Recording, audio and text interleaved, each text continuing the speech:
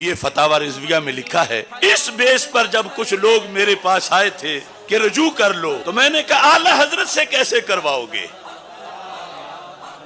امت کی 14 صدیوں میں ہزاروں امام ہیں، تمہیں انہیں گستاخ کہنا پڑے گا یا پھر قبر سے نکال کے توبہ کروانی پڑے گی؟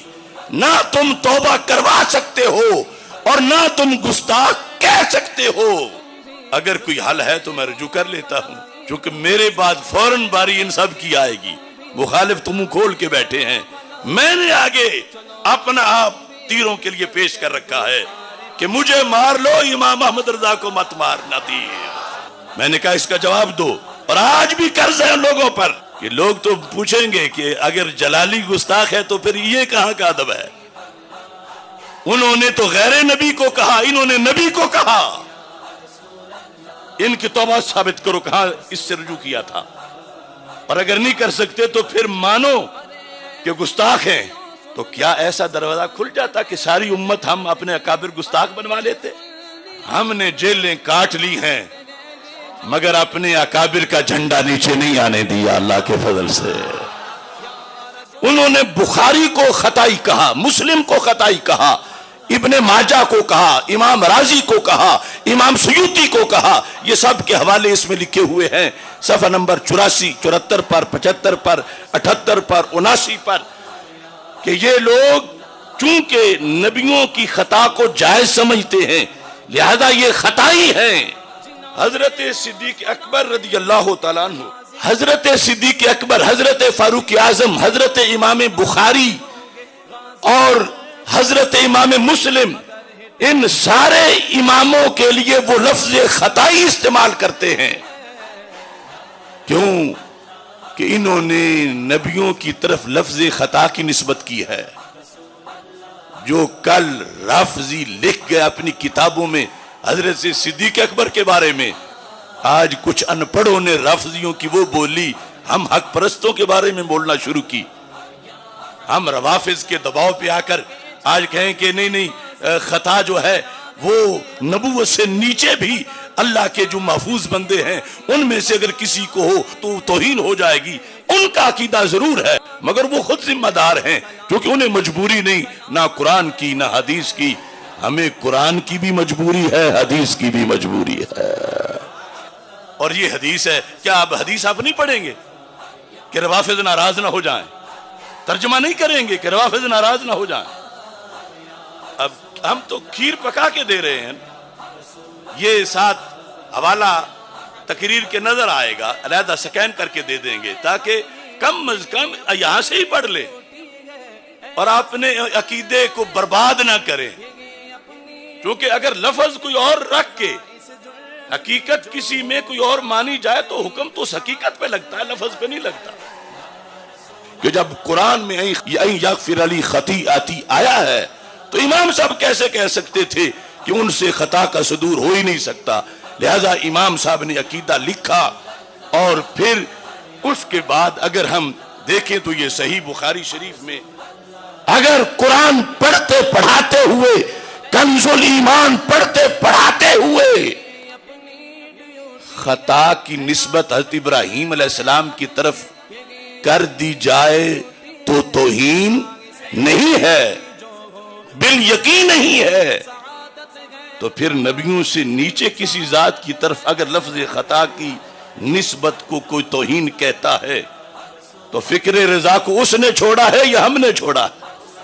اعلی حضرت کے ادب کو اب چیلنج کیا جانے لگا، اعلی حضرت کی تفسیر کو، اعلی حضرت کے ترجمے کو، اور اپنی کم علمی اور جہالت کی بنیاد پر۔ بسم اللہ الرحمن الرحیم۔ وَمِمَّنْ خَلَقْنَا أُمَّةً يَهْدُونَ بِالْحَقِّ وَبِهِ يَعْدِلُونَ۔ صدق اللہ العظیم وصدق رسولہ النبی الکریم الامین۔ ان اللہ وملائکتہ یصلون علی النبی یا ایہا الذین آمنوا صلوا علیہ وسلموا تسلیما۔ الصلاۃ والسلام علیک یا سیدی یا رسول اللہ وعلی آلک واصحابک یا سیدی یا حبیب اللہ الصلاۃ والسلام علیک یا سیدی یا خاتم النبیین وعلی آلک واصحابک یا سیدی یا خاتم المعصومین مولا صلی وسلم دائما ابدا علی حبیبک خیر الخلق کلہم منزہ عن شریک فی محاسنہ فجوہر الحسن فیہ غیر منقاسم محمد تاج رسل اللہ قاطبۃ محمد صادق الاقوال والکلم محمد ذکرہ روح لانفسنا محمد شکرہ فرد علی الامم رب صلی وسلم دائما ابدا علی حبیبک خیر الخلق کلہم۔ اللہ تبارک و تعالی جل جلالہ وعم نوالہ واتم برہانہ وعظم شانہ وجل ذکرہ وعز اسمہ کی حمد و ثنا اور حضور سرور کائنات مفخر موجودات زینت بزم کائنات دستگیر جہاں غم گسار زماں سید سروراں حامی بے کساں قائد المرسلین خاتم النبیین احمد مجتبی جناب محمد مصطفیٰ صلی اللہ علیہ وآلہ واصحابہ وبارک وسلم کے دربار گوہر بار میں ہدیہ درود و سلام عرض کرنے کے بعد السلام علیکم ورحمۃ اللہ وبرکاتہ۔ خدایا بحق بنی فاطمہ کہ برقول ایمان کنی خاتمہ اگر دعوتم رد کنی ور قبول منو دستو دامان آل رسول صلی اللہ علیہ وسلم۔ ہم نے آصف کر لیا ہے خوب اپنا انتظام، ہم نے آصف کر لیا ہے خوب اپنا انتظام، بالیقین یہ فیصلہ ہے یاد رکھ لے خاص و عام۔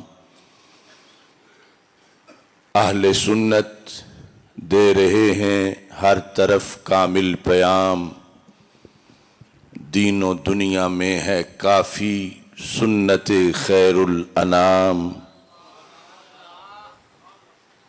مسلک فکر رضا کا کر لیا ہے التزام، سنیت کا درس دیں گے اس جہاں میں صبح و شام۔ جان عشق مصطفیٰ ہے، عشق ہے اس کا امام، اپنے رب کی بندگی کا ہی رہے گا اہتمام۔ دل تو ہے آل محمد کی محبت کا مقام، دین ہے سارے صحابہ کا مکمل احترام۔ رافضیت خارجیت ناسبیت ہے حرام، اہل سنت ہیں رسول پاک کے سچے غلام۔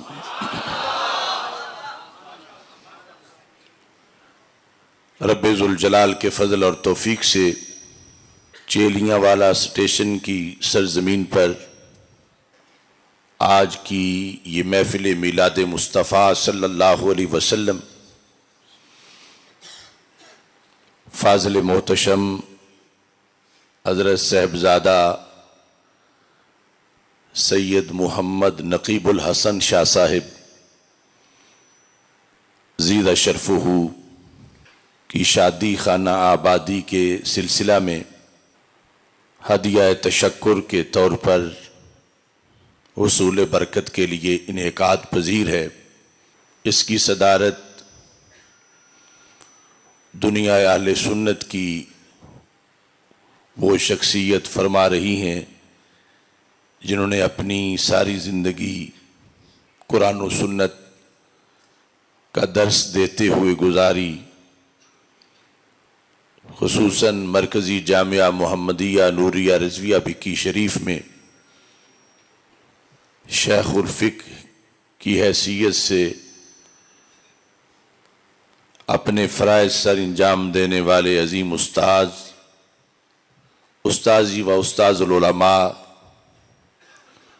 حضرت حافظ محمد کریم بخش جلالی صاحب زیدہ شرفہ، آپ بنفس نفیس رونق افروز ہیں۔ فاضل محتشم حضرت مولانا محمد اکرم جلالی صاحب،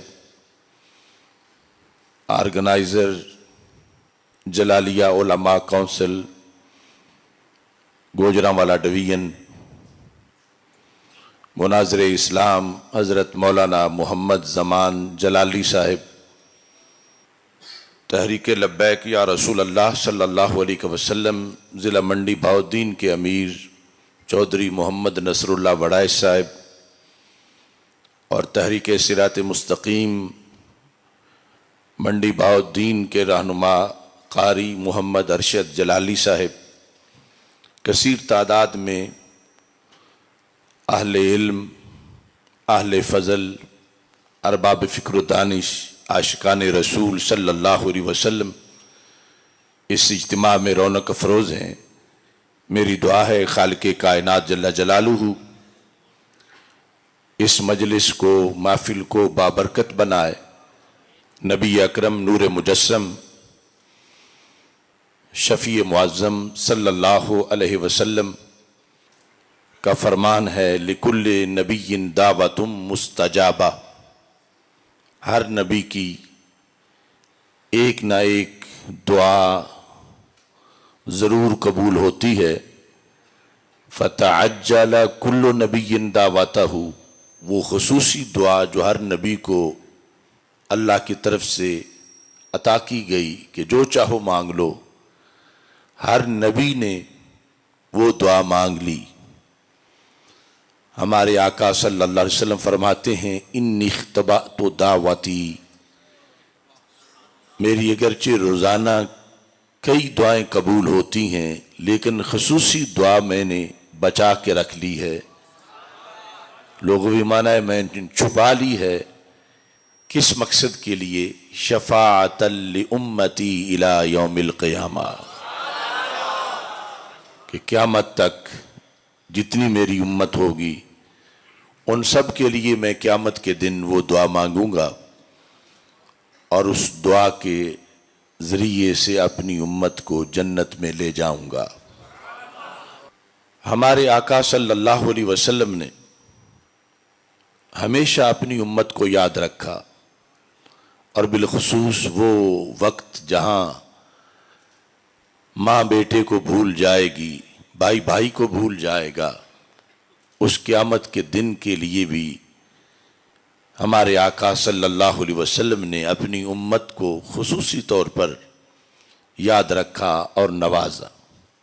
امت پر جو حقوق عائد ہوتے ہیں ان میں سے سر فہرست یہ ہے کہ ہر خوشی غمی کے موقع پر نبی اکرم نور مجسم شفیع معظم صلی اللہ علیہ وسلم کو کثرت سے یاد کیا جائے، اور اس کا بہترین طریقہ ہے کہ آپ پر کثرت سے درود و سلام پیش کیا جائے۔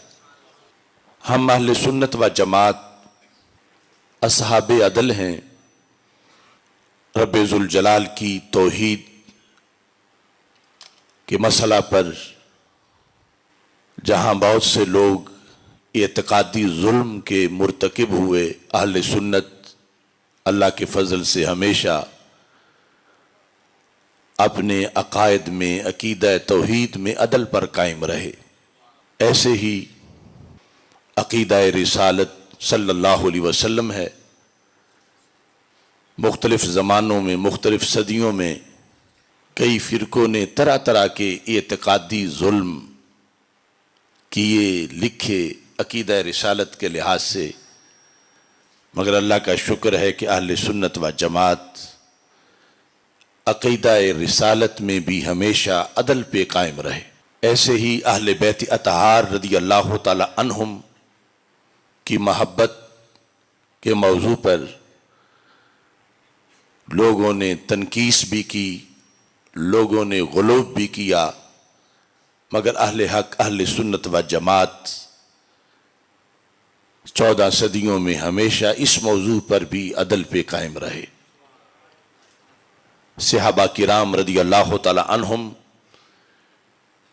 کی ذوات قدسیہ کے لحاظ سے ایک فرقہ تو معاذ اللہ تبرئ کرتا رہا، اور اس سلسلہ میں بھی خوارج اور نواسب کی طرف سے غلو کیا گیا، لیکن اہل سنت و جماعت ہمیشہ عدل پہ قائم رہے۔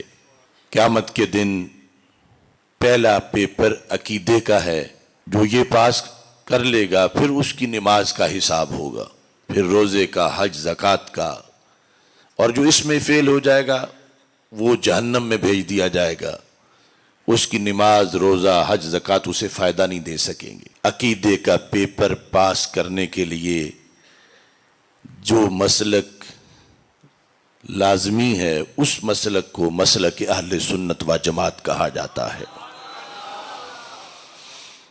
نبوت کے لحاظ سے جو عقائد ہیں، آج کی چونکہ یہ مختصر سی نشست ہے، میں صرف ایک عقیدہ اس کی وضاحت کرتے ہوئے اپنی گفتگو کو سمیٹوں گا۔ امام اعظم ابو حنیفہ نعمان بن ثابت رضی اللہ تعالی عنہ، جن کے مسلک پر ہم قائم ہیں، اور شرق و غرب کے مسلمان جمہور انہی کی فقہ کی اقتداء کرنے والے ہیں۔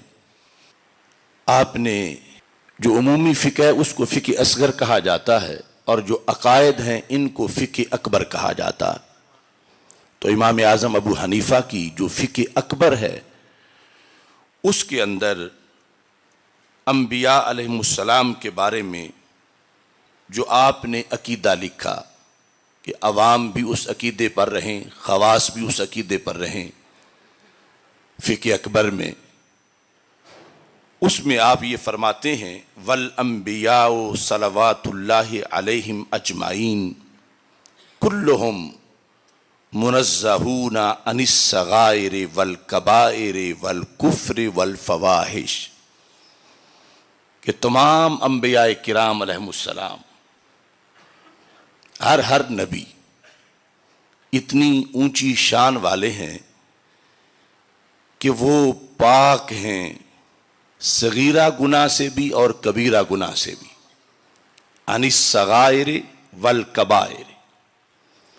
تمام انبیاء کرام علیہم السلام صغائر سے بھی پاک ہیں، کبائر سے بھی پاک ہیں، والکفر، کفر سے بھی پاک ہیں، والفواحش، اور ہر قسم کی فحاشی کے کاموں سے بھی پاک ہیں۔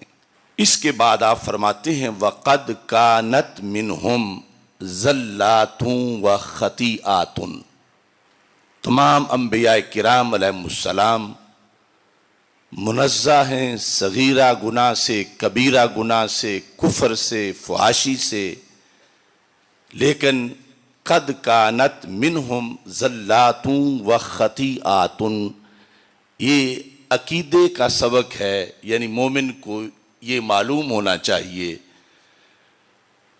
کہ ان میں سے بعض سے زلات ہوئیں و خطیئات، اور خطیئات کا صدور ہوا۔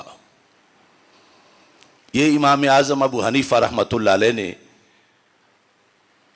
فقہ اکبر میں لکھا۔ تابعین سے لے کر اب تک امت مسلمہ اس پر قائم رہی کہ گناہ نہ صغیرہ ہے نہ کبیرہ ہے، لیکن زلات ہیں. زلات کا معنی لغزش، پھسلن. اور آگے لفظ ہے خطیئات. خطیئات خطیہ کی جمع ہے. پہلے واضح کر چکے ہیں کہ ذنب نہیں، نہ صغیرہ ہے نہ کبیرہ ہے. انبیاء پاک ہیں، صغیرہ سے بھی پاک ہیں، کبیرہ سے بھی، مگر خطیہ سے پاک نہیں. وَقَدْ كَانَتْ مِنْهُمْ زَلَّاتٌ وَخَطِیئَاتٌ. یہ جو انہوں نے سب کے لیے عقیدہ لکھا. اب یہاں لفظ خطیہ جو ہے اس نے یہ معین کر دیا کہ ذنب نہیں. وہ انبیاء کا کوئی ذنب نہیں، نہ صغیرہ گناہ ہے نہ کبیرہ گناہ ہے، مگر ان کی زلات بعض سے صدور ہوا ان کا. اگرچہ وہ ہم یہی کہیں گے کہ خلاف اولا ہے. اور خطیات یہ کہ جس کو خطا اجتہادی کہتے ہیں، یہ امام اعظم ابو حنیفہ رحمۃ اللہ علیہ نے جو عقیدے میں لکھا، تو آج تک اس پر کسی نے امام اعظم ابو حنیفہ کی گرفت نہیں کی کہ وہ غلط لکھ گئے، یا یہ اہل سنت کا عقیدہ نہیں، یا اس وجہ سے وہ اہل سنت سے خارج ہو گئے، یا اس وجہ سے امام اعظم ابو حنیفہ معاذ اللہ گستاخ ہو گئے. یہ انہوں نے نبیوں کے لیے لکھا.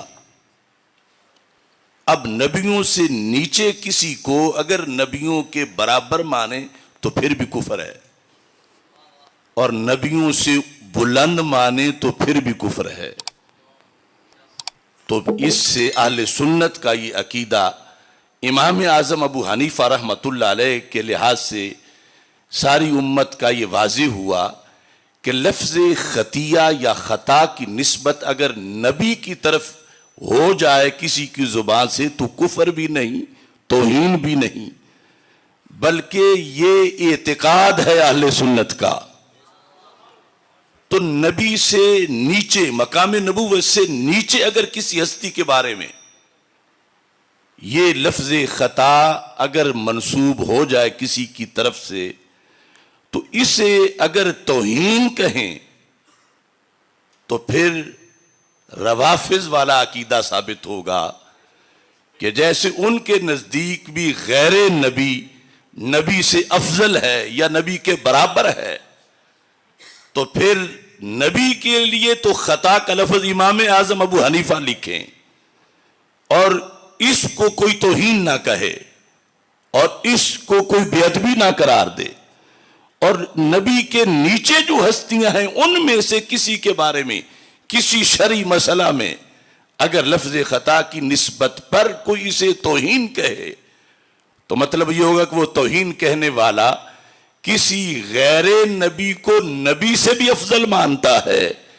کیونکہ نبی کے لیے تو خطا 14 صدیوں میں یہ لفظ اور خطا بھی امام صاحب نے مطلقاً لکھا ہوا ہے. ہم اس کی تشریح خطا اجتہادی سے کر رہے ہیں، اور مراد وہی چیز ہے، کیونکہ ذنب تو نبیوں کا ہے ہی نہیں، گناہ ہے ہی نہیں، مگر خطا کا اس بات کیا کہ لوگوں کو پتا چلے کہ ذنب اور چیز ہے، خطا اور چیز ہے. اور خطا کی نسبت علی الاطلاق بھی نبیوں کی طرف امام صاحب نے کی ہوئی ہے. اور اگر نبیوں سے نیچے اہل بیت اطہار رضی اللہ تعالیٰ عنہ یا صحابہ کرام رضی اللہ تعالیٰ عنہ میں سے کسی ہستی کی طرف شرعی مسئلہ بیان کرتے ہوئے کسی زید نے خطا کی نسبت کی اور عمر نے کہا یہ توہین ہوئی، تو اگر اس نے توہین کا قول کیا تو ماننا پڑے گا کہ عمر عقیدے میں رافضی ہو چکا ہے. چونکہ روافض کے نزدیک جو ہے یہ ہے کہ غیر نبی کو نبی کے برابر بھی کہہ لو یا افضل بھی مان لو تو ان کے نزدیک کوئی حرج نہیں، مگر اہل سنت کا اتفاقی عقیدہ ہے کہ غیر نبی کو نبی سے افضل ماننا بھی کفر ہے اور نبی کے برابر ماننا بھی کفر ہے. اب یہ جو امام صاحب نے لکھا، آخر امام صاحب بھی معصوم نہیں، امام صاحب بھی نبی نہیں، تو امام صاحب کے لکھنے میں بھی خطا ہو سکتی ہے. امام صاحب نے کیوں لکھا، اس کی کیا دلیل ہے؟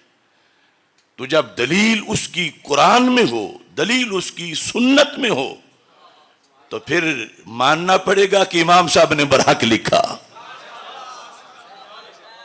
قرآن مجید برہان رشید میں ہم جب اردو میں ترجمہ دیکھتے ہیں تو شرق و غرب میں، عرب و عجم میں کنز الایمان پہ آ کے بات ختم ہو جاتی ہے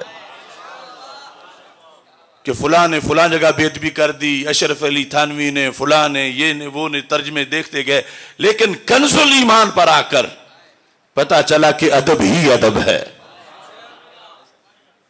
تو ترجمہ کرتے وقت مجدد دین و ملت اعلی حضرت امام احمد رضا خان فاضل بریلوی رحمت اللہ علیہ نے ترجمے میں بھی جہاں عربی میں نسبت تھی ظلم کی، ظلمنا، مگر اعلی حضرت نے اردو میں ترجمہ کرتے وقت رب کے کسی پیغمبر صلی اللہ علیہ وسلم کی طرف ظلم کی نسبت نہیں کی، ادب کے پیش نظر کہ اردو ماحول میں سمجھانے کے لیے معصیت کی نسبت نہیں ہونے دی۔ غوا تھا تو وہاں بھی اپنے انداز میں لفظ چن کے لے آئے۔ سوچنا یہ ہے کہ جب قرآن میں اللہ کے عظیم پیغمبر کی طرف صلی اللہ علیہ وسلم کی طرف خطا کی نسبت ہوئی، قرآن میں خطا کی نسبت ان کی ذات کی طرف ہوئی، تو اعلی حضرت نے وہاں خطا کا ترجمہ کیا کیا؟ اپنے طرف سے وہ تو نبی خود کہہ رہے ہیں، ان کا کہنا اور ہے، پھر کوئی کہے گا وہ تو قرآن میں آیا ہے، وہ تو اور ہے۔ تو ہم کہتے ہیں جس نے قرآن میں آئے ہوئے خطا کا ترجمہ کیا، اور ترجمہ کرنے والے بھی وہ امام کہ جنہوں نے لفظ ظلم کی نسبت نہ کی، لفظ ذنب کی نسبت نہ کی، لفظ گناہ کی نسبت نہ کی، کہ نبیوں کی شان بڑی بلند ہے، ان کے مرتبے کے پیش نظر ہم یہ نہیں کہیں گے کہ انہوں نے گناہ کیا، ہم نہیں کہیں گے انہوں نے ظلم کیا، ہم نہیں کہیں گے کہ یہ گمراہ ہوئے، معاذ اللہ۔ سارے لفظ جو ہیں وہاں پر امت کی ترجمانی کرتے ہوئے اعلی حضرت رحمت اللہ علیہ کا ترجمہ سارے ترجموں سے پہلے نمبر پہ نظر آیا۔ تو آخر قرآن میں قیامت تک کے مسئلوں کا حل ہے، تو 15ویں صدی کے اس لفظ خطا کے مسئلے کا بھی تو حل تھا اور حل ہے۔ حضرت ابراہیم علیہ السلام جس وقت دعا مانگتے ہیں، اور وہ دعا آیت قرآن ہے، اور اللہ تعالی نے اس کا ذکر قرآن مجید برہان رشید میں 19ویں پارے میں سورہ شعراء میں کیا ہے، آیت نمبر 82 ہے، وَالَّذِي أَطْمَعُ أَن يَغْفِرَ لِي خَطِيئَتِي يَوْمَ الدِّينِ، اور وہ جس کی مجھے آس لگی ہے۔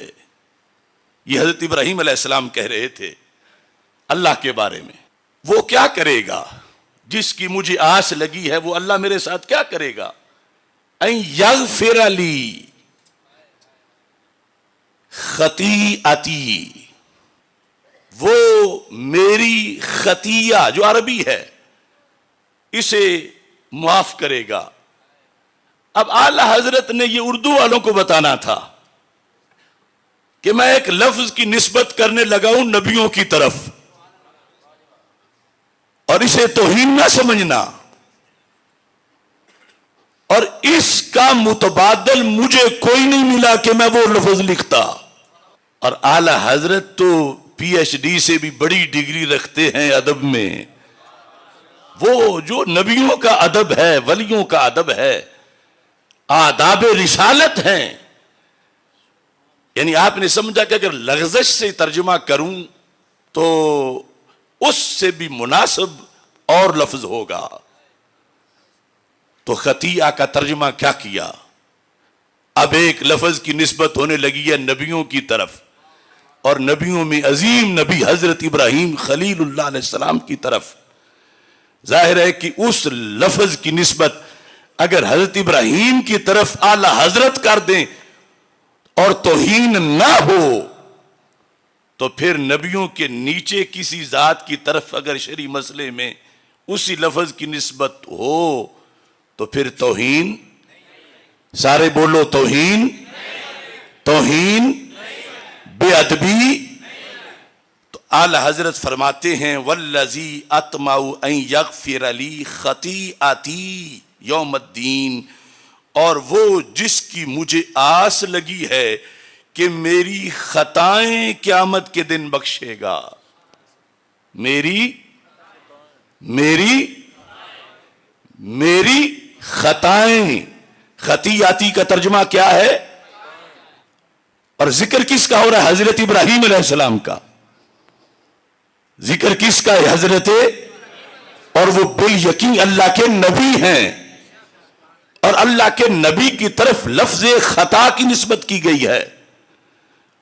اور یہ ترجمہ کیا عام مسلمانوں کے لیے ہے یا خاص علماء کے لیے ہے؟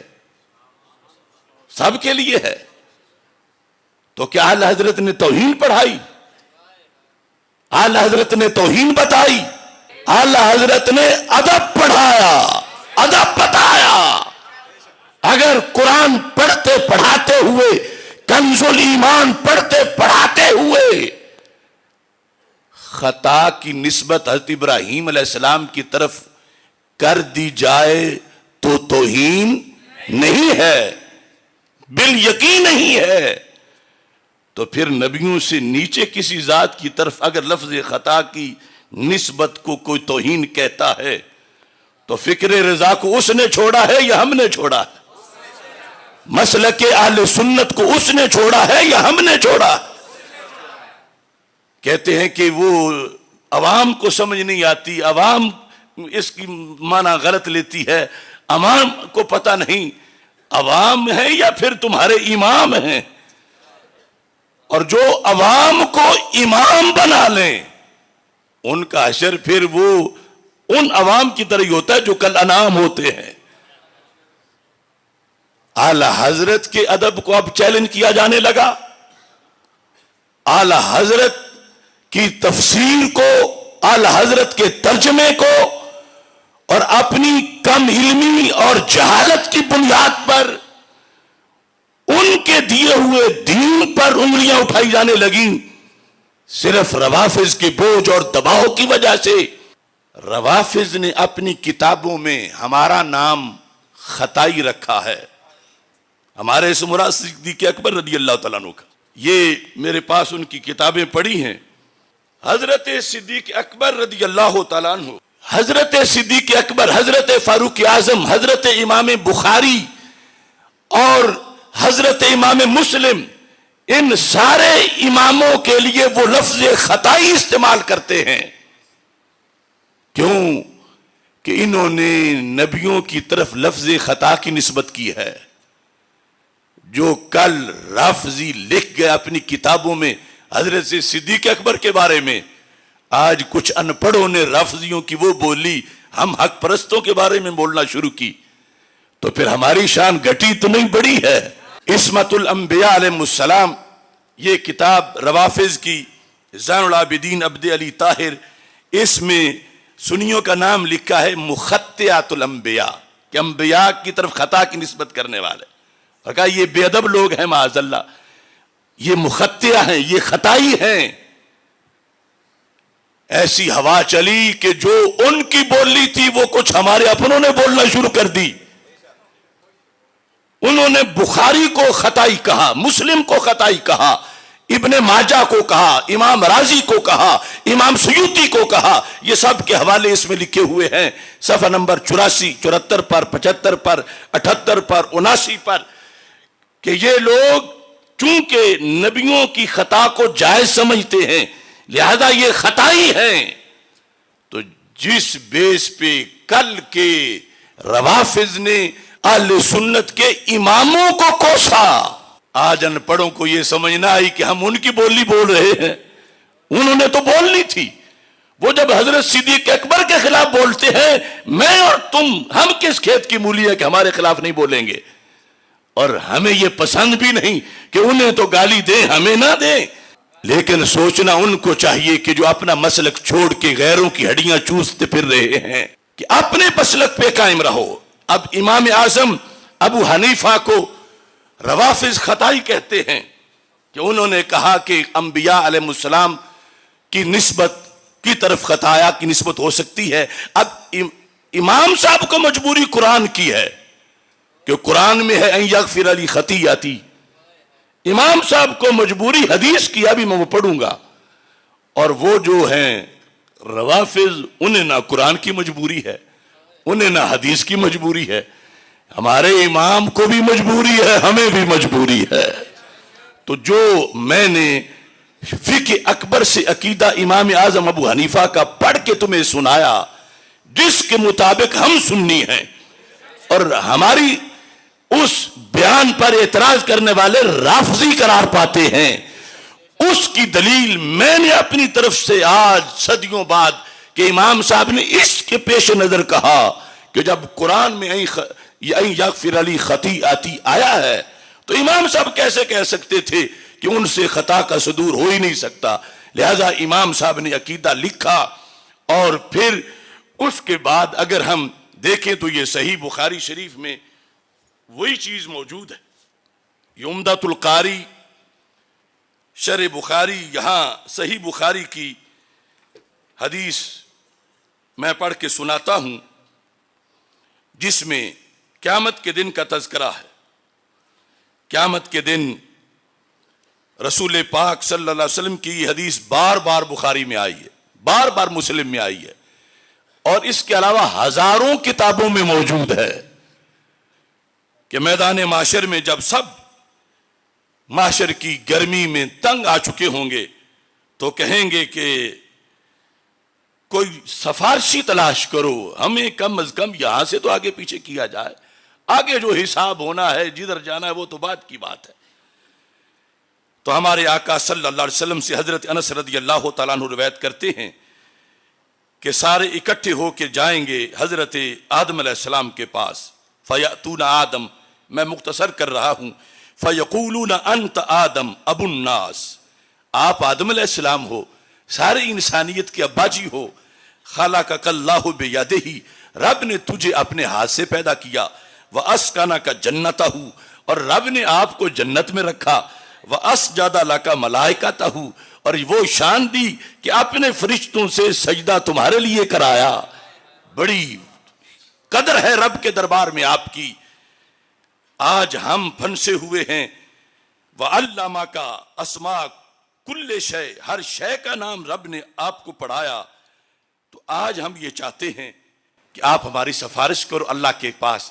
حتی یریحنا من مکاننا ھذا، یہ اس جگہ کروڑوں لوگ، اربوں لوگ ہیں اور گرمی بڑی ہے، یہاں سے ہمیں کہیں آگے پیچھے بھیجا جائے، ہماری سفارش کرو.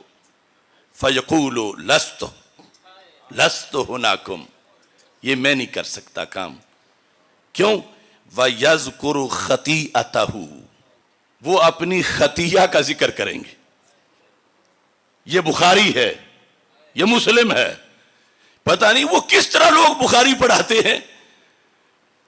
اگر بخاری پڑھی پڑھائی ہو تو پھر تو پتہ ہونا چاہیے کہ مقام نبوت میں لفظ خطا کا ذکر آتا ہے. یہ نہیں ہمیں کوئی شوق ہے کہ ہم بار بار اس کو بیان کریں، مگر جو حقیقت ہے وہ تو علم میں ہونا چاہیے. فَيَذْكُرُ خَطِيئَتَهُ، حضرت آدم علیہ السلام اپنی خطیئہ کا ذکر کریں گے. وہی اجتہادی خطا دانہ کھانے والی کہ میں تو نہیں آج بولوں گا اللہ کے دربار میں، اس کا جلال بڑا ہے. فَيَذْكُرُ خَطِيئَتَهُ. اب اس کا ترجمہ اعلی حضرت سے پوچھو تو جنہوں نے قرآن میں خطیہ کا خطا کیا ہے یہاں بھی وہ یہی کریں گے. ابھی میں حدیث سے پڑھ کے دکھا دیتا ہوں، حدیث کا ترجمہ فتاوی رضویہ شریف سے. فَيَذْكُرُ خَطِيئَتَهُ، اور کہیں گے ائتوا نوحا، تم نوح علیہ السلام کے پاس چلے جاؤ. سارے لوگ جب نوح علیہ السلام کے پاس جائیں گے، ان سے جا کر اپنی درخواست ان کے سامنے رکھیں گے. فَيَقُولُ لَسْتُ هُنَاكُمْ وَيَذْكُرُ خَطِيئَتَهُ، وہ کہیں گے نہیں میں بھی نہیں. وہ اپنی خطا کا ذکر کریں گے، ذنب نہیں، خطا. کہیں گے ائتوا ابراہیم خلیل الرحمن، تم جاؤ حضرت ابراہیم علیہ السلام کے پاس، وہ تمہاری سفارش کریں گے. سارے لوگ جب وہاں پہنچیں گے وہ کہیں گے لستو ہناکم، یہ میں بھی نہیں کر سکتا، میں نہیں کروں گا، اور وہ اپنا معاملہ سامنے رکھ دیں گے اور کہیں گے تم آگے بڑھو اور ائتو موسیٰ عبدًا اتاہ اللہ التورات، عظیم بندے ہیں اللہ کے موسیٰ علیہ السلام، وہ کام کروا دیں گے تمہارا، ان کے پاس چلے جاؤ۔ سارے جب وہاں پہنچیں گے تو وہ کہیں گے انی لست ہناکم ویذکر لہم خطیئتہ، لیکن ایتو عیسیٰ علیہ السلام، خلاصہ یہ ہے عیسیٰ علیہ السلام کہیں گے ایتو محمد صلی اللہ علیہ وسلم، اور سرکار پہلے ہی تیار بیٹھے ہوں گے، اور نبی اکرم نور مجسم شفیع معظم صلی اللہ علیہ وسلم کا انداز یہ ہے، گناہگاروں کا روز محشر شفیع خیر الانام ہوگا، دلہن شفاعت بنے گی، دولہا نبی علیہ السلام ہوگا۔ ادھر وہ گرتوں کو تھام لیں گے، ادھر پیاسوں کو جام دیں گے، صراط و میزان حوض کوثر یہی وہ عالی مقام ہوگا، آنا لہا کہہ کے آسیوں کو لیں گے آغوش مرحمت میں، عزیز اکلوتا جیسے ماں کو نبی کو اپنا غلام ہوگا۔ دوسرے کہہ رہے ہیں لست ہناکم، اور آپ فرمائیں گے آنا لہا، میں تو بیٹھے ہی اس کام کے لیے ہوں، میں کرتا ہوں سفارش۔ اور پھر آگے سفارش کا ذکر ہے، اور یہ کہ 3 مرتبہ تشریف لے جائیں گے، چلو میں کروڑوں کو بٹھا کے جہنم سے جنت پہنچا دیں گے۔ پوری حدیث کا مضمون بڑا طویل ہے، لیکن میں نے امام اعظم ابو حنیفہ کا جو عقیدہ آپ کے سامنے پڑھا فقہ اکبر سے، پہلے اس کی دلیل قرآن سے پیش کی، اور اب دلیل بخاری سے پیش کر رہا ہوں۔ اللہ تعالیٰ کے کتنے عظیم انبیاء علیہ السلام کا یہاں تذکرہ ہے، اور یہ سرکار کی حدیث ہے، سرکار نے ان کی کوئی توہین نہیں کی، معاذ اللہ کہ نبیوں کی طرف خطا کی نسبت کر کے سرکار نے ان کو کوئی مقام پست کیا ہو یا کوئی توہین کی ہو، یا جو کہے کہ توہین کی وہ اپنا ایمان کیسے بچا۔ تو یہ بخاری ہے، اسے ہم چھوڑ نہیں سکتے حدیث کی وجہ سے، حدیث سرکار کی ہے۔ ہم روافظ کے دباؤ پہ آ کر آج کہیں کہ نہیں خطا جو ہے وہ نبوت سے نیچے بھی اللہ کے جو محفوظ بندے ہیں ان میں سے اگر کسی کو ہو تو توہین ہو جائے گی، ان کا عقیدہ ضرور ہے، مگر وہ خود ذمہ دار ہیں، کیونکہ انہیں مجبوری نہیں، نہ قرآن کی نہ حدیث کی۔ ہمیں قرآن کی بھی مجبوری ہے، حدیث کی بھی مجبوری ہے۔ فَيَذْكُرُ خَطِيئَتَهُ خَطِيئَتَهُ، اس بیس پہ روافظ نے کہا بخاری خطائی ہے۔ انہیں تو حیا نہیں کسی کی کہ یہ حدیث کیوں ذکر کی، وہ کہتے ہیں گھڑ کے ذکر کی۔ وہ کہہ لیں لیکن میں اور تو نہیں کہہ سکتے کہ گھڑ کے ذکر کی۔ انہوں نے جانا ہے جہنم میں، ہم نے اسی بخاری کے ہاتھ پہ جانا ہے جنت میں۔ قرآن میں خطیہ کا ذکر آیا اور حدیث میں ذکر آیا تو پتہ چلا اب معنی پر اگر کوئی جھگڑا کرتا ہے تو خطا کا اور معنی کوئی کیا کرے گا۔ میں نے اعلیٰ حضرت سے کروا دیا، اپنے گھر میں کنز الایمان سے دیکھ لو 19ویں پارے میں خطائیں کا لفظ، اور حدیث کا دیکھنا ہے تو پھر فتاوی رضویہ شریف میں حدیث کے تراجم جو جہاں موجود ہیں، یہ 30ویں جلد فتاوی رضویہ شریف کی ہے، یہاں 186 صفحے پر حدیث کا ذکر ہے، لَمَّا اقْتَرَفَ آدَمُ الْخَطِیئَةَ، وہی جس کا ذکر بخاری میں ہے کہ میں نہیں سفارش کروں گا کہ میری ایک خطیہ ہے، یذکر خطیئتہ، وہ حدیث لَمَّا اقْتَرَفَ آدَمُ الْخَطِیئَةَ، اقترف کا مطلب ہے ارتکاب کیا۔ اب خطیہ کا معنی کیا کریں؟ تو یہ فتاوی رضویہ میں لکھا ہے یعنی آدم علیہ السلام نے خطا کا ارتکاب کیا۔ اس بیس پر جب کچھ لوگ میرے پاس آئے تھے کہ رجوع کر لو، تو میں نے کہا اعلیٰ حضرت سے کیسے کرواؤ گے؟ اگر طریقہ ہے تو پھر شروع کر لو سلسلہ، ورنہ یہ دروازہ مت کھولو، قیامت تک بند نہیں ہوگا۔ امت کی 14 صدیوں میں ہزاروں امام ہیں، یا انہیں تمہاری زبان سے تمہیں انہیں گستاخ کہنا پڑے گا، یا پھر قبر سے نکال کے توبہ کروانی پڑے گی۔ نہ تم توبہ کروا سکتے ہو اور نہ تم گستاخ کہہ سکتے ہو۔ اگر کوئی حل ہے تو میں رجوع کر لیتا ہوں، چونکہ میرے بعد فوراً باری ان سب کی آئے گی۔ مخالف تو منہ کھول کے بیٹھے ہیں، میں نے آگے اپنا آپ تیروں کے لیے پیش کر رکھا ہے کہ مجھے مار لو، امام احمد رضا کو مت مارنا تیر۔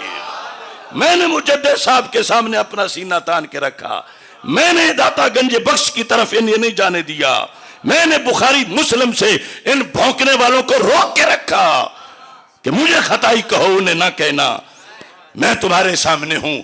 میں نے تو یہ جنگ لڑی، میں نے کہا اس کا جواب دو، اور آج بھی قرض ہے لوگوں پر کہ لوگ تو پوچھیں گے کہ اگر جلالی گستاخ ہے تو پھر یہ کہاں کا ادب ہے؟ انہوں نے تو غیر نبی کو کہا، انہوں نے نبی کو کہا۔ ان کی توبہ ثابت کرو، کہاں اس سے رجوع کیا تھا، اور اگر نہیں کر سکتے تو پھر مانو کہ گستاخ ہیں۔ تو کیا ایسا دروازہ کھل جاتا کہ ساری امت ہم اپنے اکابر گستاخ بنوا لیتے؟ ہم نے جیلیں کاٹ لی ہیں مگر اپنے اکابر کا جھنڈا نیچے نہیں آنے دیا اللہ کے فضل سے۔ اور دلیل ہے، جیے تو دلیل کے ساتھ کوئی جیے، لائیں اس کا جواب۔ قیامت آ سکتی ہے، سورج مغرب سے طلوع ہو سکتا ہے، ان لوگوں میں کسی کے پاس سنی مسلک پہ قائم رہ کے دلیل نہیں ہے۔ ہاں رافضی بن کے ہے، مگر وہ تو جہنمی بننا ہے۔ دلیل دیتے دیتے اگر جہنمی بن جائے تو اس دلیل کا کیا فائدہ؟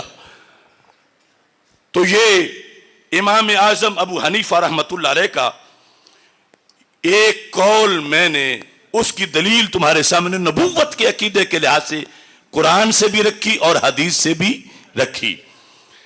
اور اتفاق یہ ہے کہ میرے پاس بہت سی شروحات ہیں، یہ کتاب مجھے میرے استاد صاحب نے تحفے میں دی ہے، عمدۃ القاری جی، استادوں کی شرح بخاری جو آپ مطالعہ فرماتے رہے ہیں زندگی بھر، آج میں اسی سے دیکھ کے یہ حوالہ پیش کر رہا ہوں۔ اب ایک دوسری حدیث ہے، مجھے حیرانگی ہے کہ لوگ کیوں نہیں علم کی طرف آتے اور اپنا فیصلہ، جب یہ دعویٰ ہے کہ ہم نظام مصطفیٰ صلی اللہ علیہ وسلم والے ہیں تو یہ مسئلہ بھی تو سرکار کے دربار میں رکھنا چاہیے۔ اللہ کے رسول صلی اللہ علیہ وسلم کا اس کے بارے میں کیا حکم ہے، کیا فیصلہ ہے؟ میں ایک دوسری حدیث کے آئینے سے مسئلے کو تھوڑا سا آسان بنا کے رکھنا چاہتا ہوں۔ یہ ہے جامع ترمذی، اس کے اندر جلد نمبر 3 صفحہ نمبر 382 حدیث نمبر 2499، حضرت انس رضی اللہ تعالیٰ عنہ راوی ہیں، اور لفظ اتنے آسان ہیں کہ جو دارالعلوم پڑھنے نہیں گئے ان کو بھی ترجمہ آئے گا۔ لفظ کل کا معنی کس کو نہیں آتا، اور ابن آدم کا معنی کس کو نہیں آتا؟ آدمی ہو اور ابن آدم کا معنی نہ۔ اور اگلا لفظ وہ جو انہوں نے ہمارے لیے مشہور کر رکھا ہے، حدیث کیا ہے؟ میرے آقا صلی اللہ علیہ وسلم کا فرمان ہے، یہ سیاستہ میں پہلے نمبر پہ یہ پیش کر رہا ہوں، ترمذی شریف، حدیث کیا ہے؟ کل ابن آدم خطاؤن، کل ابن آدم، اگر جدا کریں گے کلو ابن آدم، کل ابن آدم خطاؤن، خطا سے یہ مبالغہ ہے، اور اس سے جو اس میں منسوب ہے وہ خطائی نہیں بنے گا بلکہ اس سے بھی بڑا خطائی۔ یہ حدیث کہاں آئی؟ سننے ترمذی میں، جامع ترمذی میں۔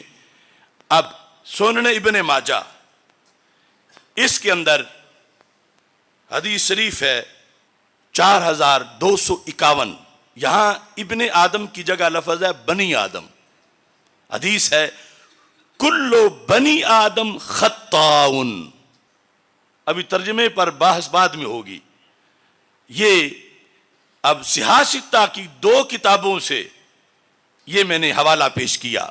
مسند امام احمد اس کے اندر 13080 حضرت انس رضی اللہ تعالی عنہ سے مروی ہے قال رسول اللہ صلی اللہ علیہ وسلم کلو بنی آدم خطاؤن. ہر بنی آدم ہی خطائی ہے. استاد بیٹھے ہوئے ترجمہ آپ کو بھی سمجھ آ رہا ہے. اور مستدرک للحاکم اس کے اندر ویسے تو سینکڑوں کتابوں میں ہے, میں مختصر کرنا چاہتا ہوں, مشکات میں بھی ہے. حدیث نمبر 7691 کلو بنی آدم خطاؤن. یہ ساری میں نے کتابیں کھول کے رکھ کے سامنے حدیث پڑھ دی ہے کہ اللہ کے رسول صلی اللہ علیہ وسلم کا فرمان ہے کلو بنی آدم, ہر بنی آدم کیا ہے؟ خطا ہے. ہر بنی آدم. اور اس میں جب اس میں منصوب بنائیں گے ہوگا خطائی ہے. اب جو لوگ روافض کی تو بات چھوڑو, وہ تو اس لسٹ میں ہی نہیں کہ جنہیں کوئی جنت کا سبق دیا جائے ان کے تالے لگے ہوئے ہیں. یہ جو نیا ٹولہ بن رہا ہے ان کی محبت میں, اگر تمہیں کوئی تانا دے او آدمی, او آدم کے بیٹے, او بندے دے پترا, آدمی, تو تم کہو گے کہ تو نہیں آدمی, تو کسی اور نسل کا ہے. جب حدیث کہتی ہے کہ جو بھی ابن آدم ہے وہ خطائی ہے, تو جو ہمیں خطائی کہتے ہیں خود کس نسل کے؟ ہمیں تو ہمارے نبی علیہ السلام نے فرما دیا, چونکہ ہم ابن آدم ہیں. ہم ابن آدم ہیں اور ہم خطائی ہیں, چونکہ جو بھی ابن آدم ہے وہ خطائی ہے. یہ حدیث ترمذی میں آئی ہے اور میں نے پڑھ کے سنائی ہے. اسے سمجھنے میں بھلائی ہے, جو نہیں سمجھیں گے ان کی رسوائی ہے. اگر پنجابی میں کہوں جیڑا بھی بندے دا پتر ہے وہ خطائی ہے, تو سن آ کے یہ خطائی نے خود کی دسنا چاہتے نے, جو کہ بندے دا پتر تے خطائی ہے. سرکار فرما رہے ہیں کلو بنی آدم یا کلو ابن آدم. کم از کم یہ جس نام پہ درس بنا کے بیٹھے ہیں یہ لوگ, کوئی شرع تو دور متن ہی پڑھ لیا کریں یہ, اور کم از کم چاچی نے تانا دینے کا بھی آ جائے. تانا یہ دے رہے ہیں کہ یہ لوگ جو ہیں یہ خطائی ہیں, یہ خطائی ہیں. سرکار فرماتے ہیں جو بھی نسل آدم میں ہے وہ خطائی ہے. پھر ان کی گالی کہاں گئی؟ چونکہ یہ جب یہ ایسا کہہ رہے ہیں تو یہ تصور دیتے ہم ایسے نہیں ہیں, تو پھر بندے دے پتر ہی نہیں ہے. چونکہ یہ بندے دا پتر ہے وہ تے خطائی ہے. قیامت تک مجھے جواب دیں یہ لونڈے, یہ وبال ہے ان پر. تیرے در سے جو یار پھرتے ہیں در بدر یوں ہی خار پھرتے ہیں. یہ روافظ کے گھروں کے چکر لگانے والے, ان کے گھر میں بیٹھ کے قورمے کھانے والے, اب مجدد والی روب دبک نہیں رہی. دیکھا مینار پاکستان کے جلسے پہ ایک رات پہلے جو روافظ نے کانفرنس کی, سنی ہے نا تم نے؟ سنی ہے نا؟ وہ عام چل رہی ہے. وہ کہہ رہے تھے یہ جلالی جو ہے اس کے پیر کے بیٹے تو ہمارے گھر آئے کہ ہم نے اس کو جلالیت سے نکال دیا ہے. تو میں نے کہا جو جعلی جلالیت ہے وہ تمہارے گھر آنے والوں کی ہے, اور جو جلال الدین شاہ والی جلالیت ہے وہ مینار پاکستان پہ تمہارے سینے پہ چڑھ کے بیٹھے ہیں.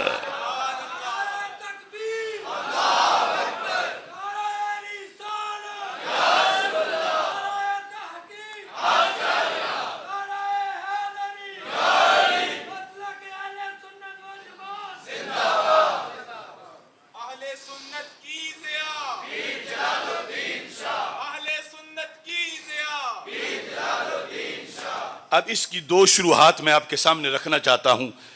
میں صرف خطائی کہنے والوں کو آئینہ اسے دکھانا چاہتا ہوں، باقی مسئلہ بھی اس میں ہے. استاذ محترم، باقی شیوخ الحدیث، اسی مسئلے سے فیصلہ کرنا بڑا آسان ہے کہ جو 3-4 سال سے مسئلہ چلا ہوا ہے کہ اس کا حدیث میں مسئلہ کیا لکھا ہے کہ کلو بنی آدم خطاؤن، بنی آدم کے ہر فرد کا تذکرہ ہے اور ان کی طرف خطا کی نسبت ہے، اور یہ حدیث ہے. کیا آپ حدیث آپ نہیں پڑھیں گے کہ روافض ناراض نہ ہو جائیں؟ ترجمہ نہیں کریں گے کہ روافض ناراض نہ ہو جائیں؟ حضرت شیخ عبدالحق محدث دہلوی رحمت اللہ علیہ اشیاۃ اللمعات کے اندر جب اس حدیث کا ترجمہ کرتے ہیں تو آپ فرماتے ہیں اکثر فرزندان آدم کے در حکم کل اند خطا کنندان، صرف نبیوں کو نکالنے کے لیے کہ نبی مستثنا ہے. اگر خطا کا معنی خطا اجتہادی نہیں لینا، اگر لینا ہے تو پھر ان کی طرف بھی نسبت وہ امام صاحب نے لکھی. اور لکھتے لکھتے یہ جملہ چیلنج ہے قیامت تک ان لوگوں کے لیے. فرماتے ہیں کہ ہر کے ہست از آدمیاں، یعنی جو بھی آدمی ہے، جو بھی جز انبیاء صلوات اللہ وسلام علیہم، سوائے نبیوں کے، کہ معصوم اند، چونکہ وہ معصوم ہیں، کہتے ہیں ہر کے ہست از آدمیاں از خطا خالی نہ باشن، جو بھی آدمیوں میں سے ہے سوائے نبیوں کے، چونکہ وہ معصوم ہیں. اور جو معصوم نہیں ہیں یعنی نبیوں کے سوا ہر فرد، شیخ عبدالحق محدث دہلوی کہتے ہیں از خطا خالی نہ باشن، وہ خطا سے خالی. اب نبیوں کے سوا ہر فرد میں کیا اہل بیت کے افراد نہیں آتے؟ کیا صحابہ کرام نہیں آتے؟ کیا اولیاء نہیں آتے؟ تو کیا یہ شیخ عبدالحق محدث دہلوی گستاخ ہیں سارے ولیوں کے؟ از خطا خالی نہ باشن، یہ ترجمہ لفظ خالی بھی تمہیں ترجمہ آتا ہے، یہ سارا آسان سا.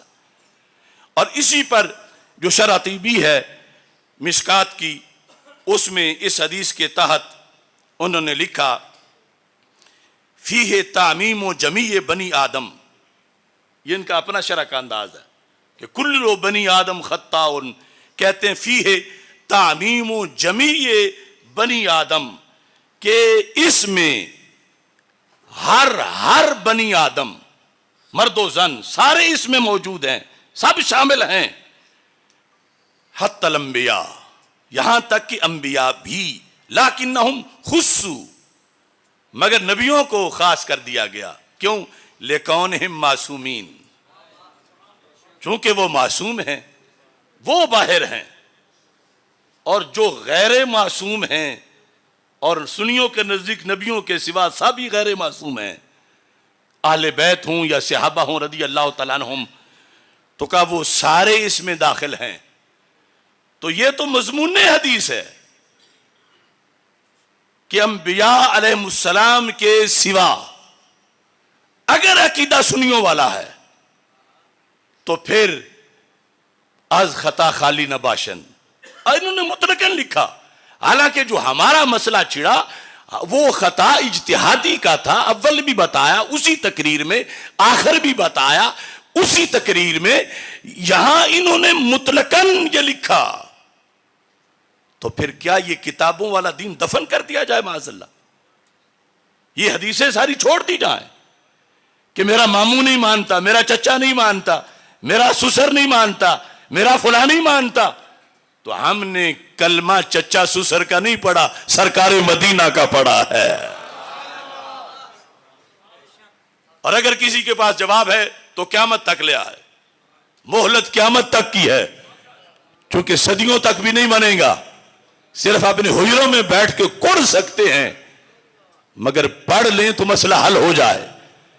اور یہ بات بھی یاد رکھیں، جب ہم نے دبایا کہ ہمارے سنیوں میں کچھ لوگ رافضی بن گئے ہیں اور وہ انبیاء علیہ السلام کے علاوہ کو بھی معصوم مان رہے ہیں، یہاں تک کہ سیدہ طیبہ طاہرہ سیدہ فاطمۃ الزہرا رضی اللہ تعالی عنہا کو وہ معصوم مانتے ہیں، کچھ لوگوں نے تو بول کے کہا، کچھ لوگ خود آہستہ رہتے ہیں لیکن ان کا ماموں بول کے کہتا ہے کہ سیدہ پاک معصومہ ہے.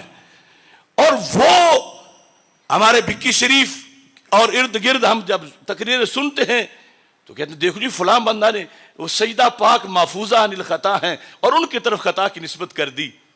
ان پڑھوں کو اتنا نہیں پتا کہ محفوظ کا مطلب یہ ہوتا ہے کہ جس سے خطا کا صدور تو ہو مگر وہ باقی نہ رہے.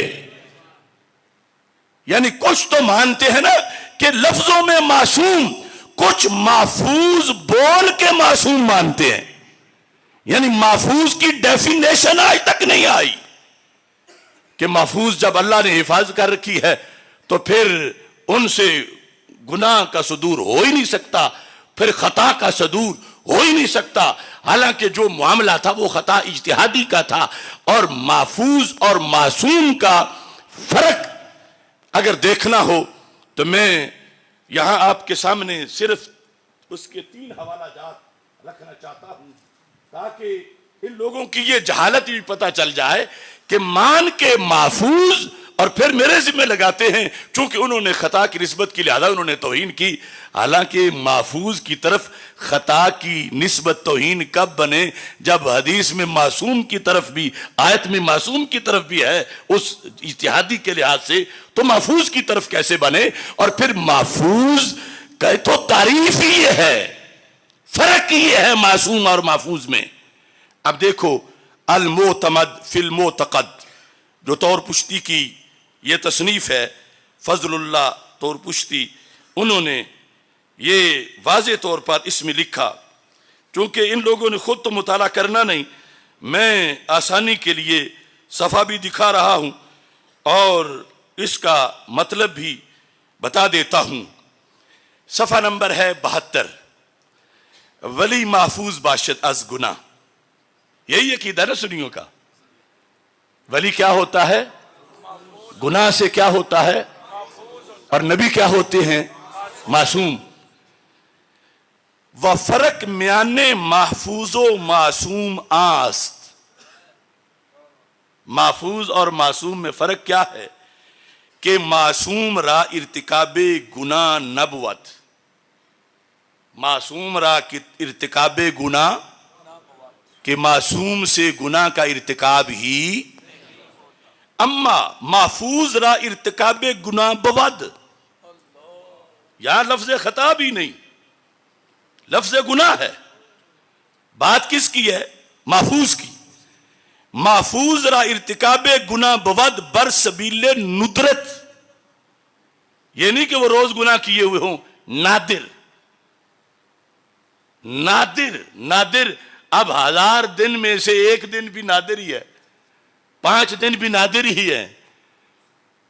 اچھا جی، محفوظ را ارتکاب گناہ بود بر سبیل ندرت ولیکن او را بدا گناہ اسرار نہ باشد. گناہ کا ارتکاب تو ان سے ہو جاتا ہے مگر اس پہ اصرار نہیں ہوتا.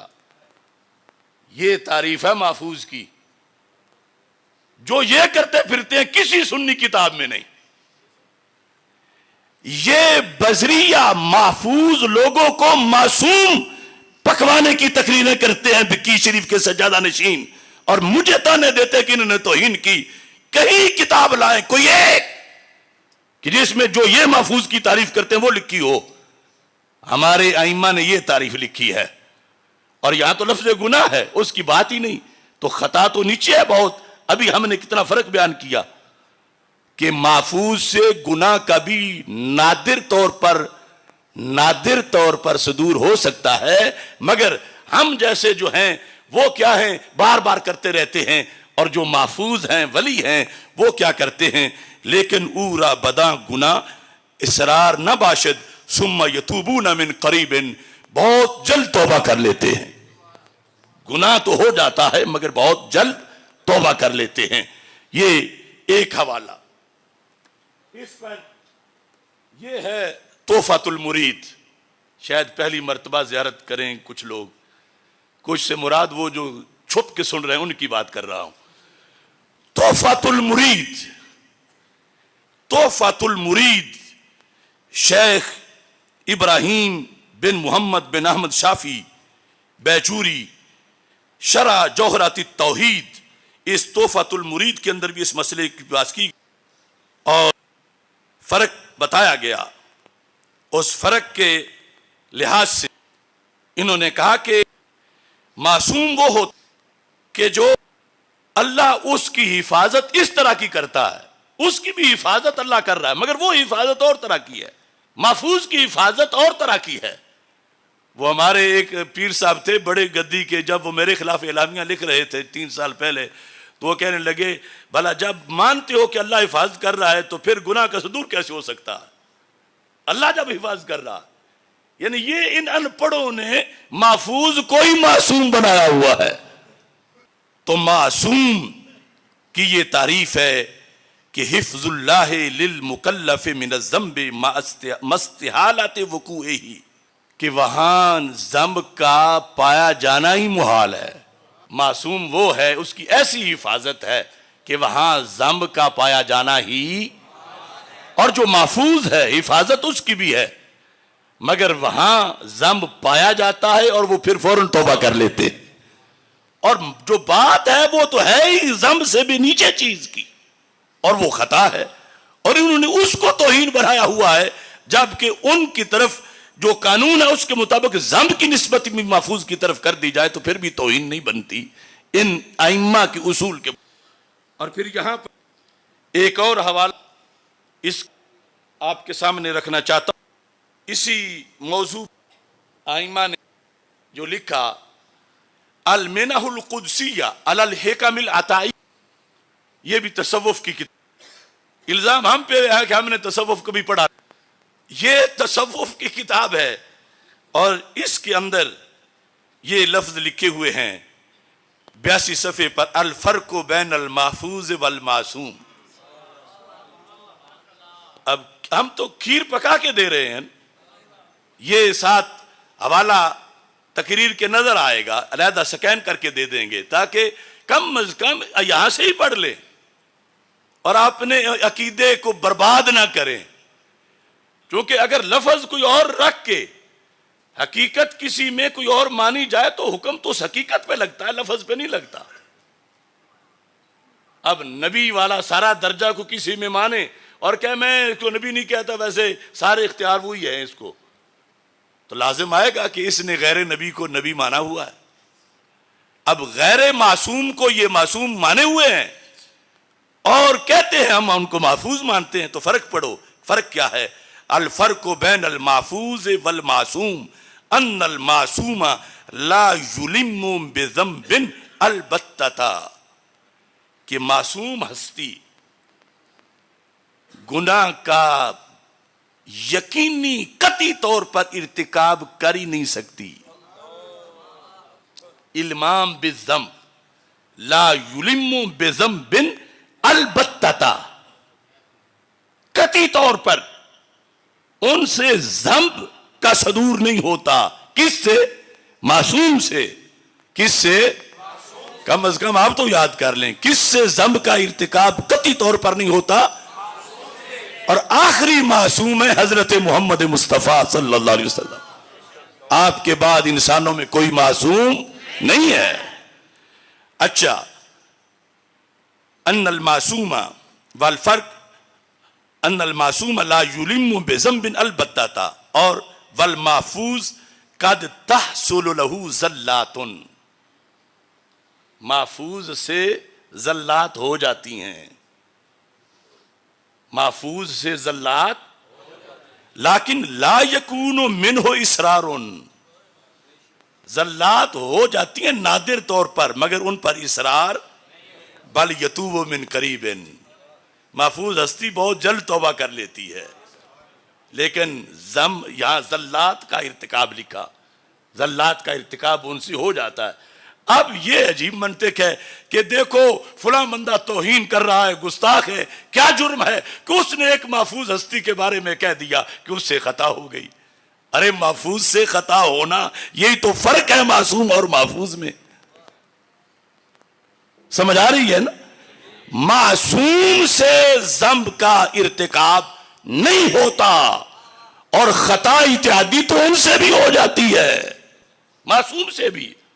اور پھر یہاں تو بات ہی محفوظ میں ہے، اور محفوظ کی تو تعریف ہی یہ ہے کہ اس کے بارے میں لفظ ذنب بھی لکھا گیا، زلات بھی لکھا گیا، خطا بھی لکھا گیا، کہ ان سے یہ نہیں کہ خطا ہوتی نہیں، کبھی کبھی ہو جاتی ہے، مگر اصرار خطا پہ نہیں ہوتا، اور وہ بہت جلد توبہ کر لیتے ہیں۔ یہ تو ان کا اہل سنت کے نزدیک محفوظ کی ڈیفینیشن ہے۔ اب یہ جو مذہب ہے اہل سنت کا، یہ بیان کرنا، یہ توہین کہاں ہے؟ یہ تو مذہب ہے۔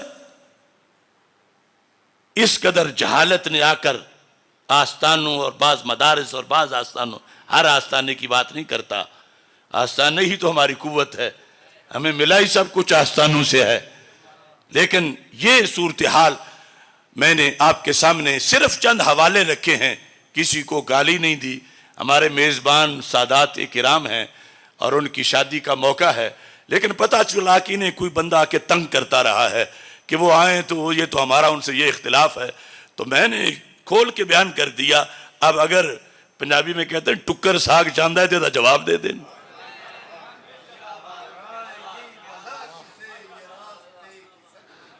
یہ 2 دن 4 دن نہیں، سال کے بعد 2 سال بعد کتابیں لے آئیں، یہ نہیں کہ گالی دے جو کہ پورا والیم مکمل کر دیں۔ تو یہ دین ہے ہمارا، اور ہم دین والے لوگ ہیں، دین کے سطح پہ دین کی دلیل کے ساتھ بات کی جائے۔ اور مسلک اب دیکھو، معصومیت کا جو مسئلہ ہے وہ معتمد میں لکھا ہے کہ اس کی آزمائشیں دنیا میں کم نہیں، بہت صدیوں میں اس کی ہلاکتیں پھیلی ہوئی ہیں۔ غیر معصوم کو معصوم مانا ہوا ہے، اور اس طرح ختم نبوت کا انکار کر رہے ہیں۔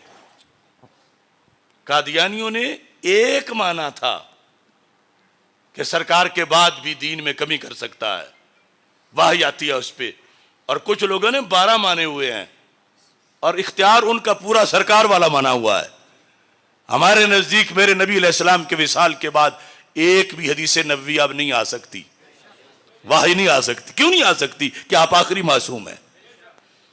لہذا یہ کوئی آسان بات نہیں، اس لیے ہم سارے طوفانوں کے مقابلے میں ڈٹ گئے ہیں کہ کل قیامت کے دن پوچھا جائے گا بیٹھے تھے تم، ورنہ ہمیں ساری دنیا کے دورے اور کیا اب پابندیاں مجھ پر تو کیا میری تصویر پر بھی ہیں، نہ امریکہ میں گھس سکتی ہے نہ برطانیہ میں جا سکتی ہے، جس کی تصویر پر اتنے پیرے ہوں خود کتنے ہوں گے، صرف اسی لیے کہ ہم نے اس مسلک پہ کمپرومائز نہیں کیا۔ اور اسی پر آج اپنی بات ختم کر رہا ہوں۔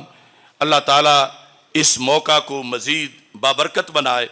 قبلہ سید نقیب الحسن شاہ صاحب رب ذوالجلال ان کی صلاحیتوں کے اندر مزید برکتیں عطا فرمائے۔ میں یہ سارے اداروں میں جو امریکہ تک ہے، میرے خلاف چونکہ وہاں بھی کتابیں لکھی گئیں، میرا انکار بہت مشہور ہے، اور میں یہ سمجھتا ہوں یہ گوندل گھر میں پیدا ہونے کی وجہ سے نہیں، یہ کربلا کے سیدوں کے ہاتھ پہ مرید ہونے کی وجہ سے حسینی انکار ہے۔ اس انکار کی بنیاد پر میں یہ کہتا ہوں، اگر ہم عشق کی وادی کے 9 وارد مکی ہوتے، مرض بڑھنے سے پہلے ہی دوا تبدیل کر لیتے، نصاب عاشقی میں یہ روا ہوتا تو پھر ہم بھی گھٹن کے خوف سے آب و ہوا تبدیل کر لیتے۔ امریکہ برطانیہ والے کہتے ہیں پاکستان میں رہ کے زندہ کیسے ہو، اور ہم تجھے بلا نہیں سکتے، پھر ہم دعائیں دے سکتے ہیں۔ تو میں کہتا ہوں دعاؤں پر ہی بہت شکریہ۔ نصاب عاشقی میں یہ روا ہوتا تو پھر ہم بھی گھٹن کے خوف سے آب و ہوا تبدیل کر لیتے، اگر مسلک میں تبدیلی روا ہوتی دباؤ میں تو شاید ہم بھی کچھ فکر رضا تبدیل کر لیتے. خطائے اجتہادی میں اگر بوئے گناہ ہوتی، تھوڑی سی سمیل بھی ہوتی گناہ کی اس لفظ میں، خطائے اجتہادی میں اگر بوئے گناہ ہوتی تو ہم فی الفور ہی لفظ خطا تبدیل کر لیتے. اگر موقف بدلتا فضل حق کا کالے پانی میں تو ہم بھی سختیوں میں راستہ تبدیل کر لیتے. اب ان سے کہتا ہوں اگر جا بیٹھنا تھا تم نے اب غیروں کی مجلس میں تو پہلے ہی اکابر کا پتہ تبدیل کر لیتے. اور یہ جو انکار ہے امام حسین رضی اللہ تعالی عنہ نے حسینیوں کو سکھایا، اور میں کہہ رہا ہوں کر رہے ہیں جو تجاوز جو انصاف سے، کر رہے ہیں بغاوت جو اسلاف سے، اہل سنت کے مسلک سے اوصاف سے، ایسے پیران کو، ایسے انسان کو میں نہیں مانتا، میں نہیں مانتا. جس میں سچے عقائد سے انکار ہو، جھوٹ کی لغو و باطل کی پرمار ہو، جس کے قائل پہ لعنت کی پھٹکار ہو، ایسی تحریر کو، ایسی تقریر کو میں نہیں مانتا، میں نہیں مانتا.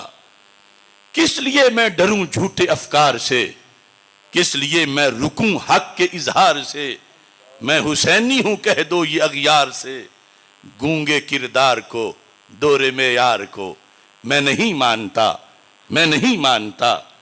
جو ہے لا تکتمو کو بلائے ہوئے، لا تکتمو الشہادہ، قرآن کہتا ہے گواہی مت چھپاؤ.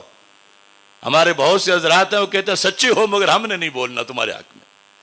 جو ہے لا تکتمو کو بھلائے ہوئے، جو ہے اپنی گواہی چھپائے ہوئے، جو کتابوں میں ہے وہ دبائے ہوئے، ایسے حضرات کو، ان کے خطبات کو میں نہیں مانتا، میں نہیں مانتا. اب آپ سے کہتا ہوں تو اگر اپنا مسلک عیاں نہ کرے، جان کے بھی حقیقت بیان نہ کرے، جو ہے دل میں وہ ورد زباں نہ کرے، ایسی تعلیم کو، ایسی تنظیم کو میں نہیں مانتا، میں نہیں مانتا.